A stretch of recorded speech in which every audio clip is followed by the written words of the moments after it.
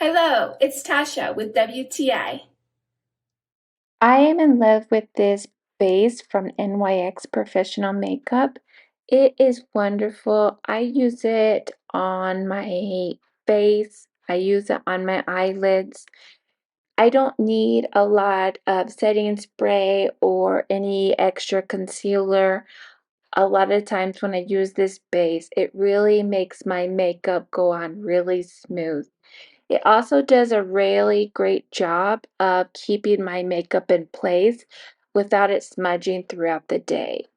Because it's white, the colors go on super nice and vibrant.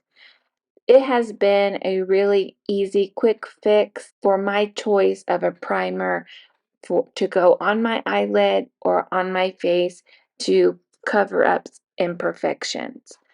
I definitely feel like it keeps my eyeshadows looking more pigmented with this base. And that's my point of view.